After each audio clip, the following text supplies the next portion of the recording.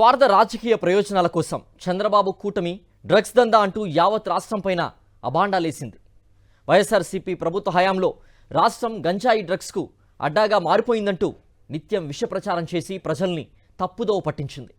ఇదంతా కేవలం దుష్ప్రచారమే అన్న వాస్తవాన్ని కేంద్ర హోంశాఖ తాజా నివేదిక వెల్లడించింది.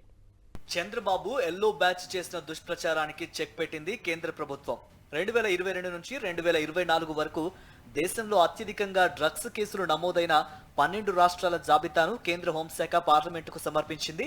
ఈ జాబితాలో ఆంధ్రప్రదేశ్ పేరే లేదు.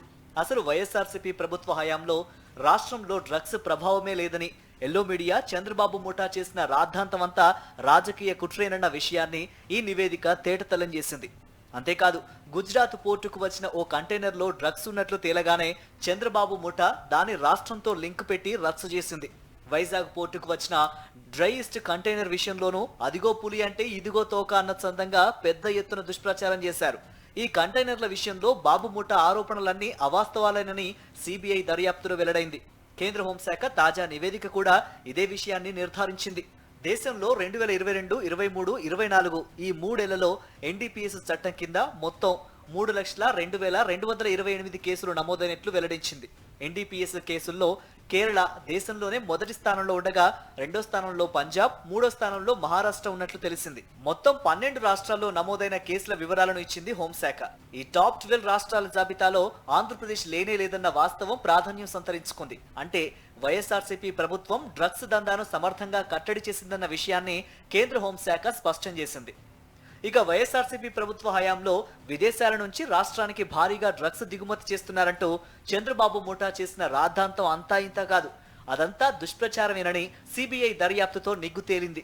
డిఆర్ఏ అధికారులు గుజరాత్లోని కాండ్లా పోర్టుకు వచ్చిన ఓ నౌకలోని కంటైనర్లో భారీగా డ్రగ్స్ ని గుర్తించారు. వెంటనే దీనిపై చంద్రబాబు కూటమి, ఎల్లో మీడియా విష ప్రచారం ప్రారంభించాయి. ఆంధ్రప్రదేశ్కు తరలించేందుకే ఆ డ్రగ్స్ ను దిగుమతి చేశారంటూ యాగి చేశాయి. డిఆర్ఏఐ, సిబిఐ దర్యాప్తులో అసలు వాస్తవాలు వెలుగులోకి వచ్చాయి. ఆ కంటైనర్లోని మాదక ద్రవ్యాలను గుజరాత్ పోర్టులో దిగుమతి చేసి చెన్నైకు తరలించాలన్నది ఆ డ్రగ్స్ ముఠా మాస్టర్ ప్లాన్ అని ఆ రెండు కేంద్ర సంస్థల దర్యాప్తులో వెల్లడైంది. సిబిఐ చెన్నైకు చెందిన కొందరిని అరెస్టు కూడా చేసింది.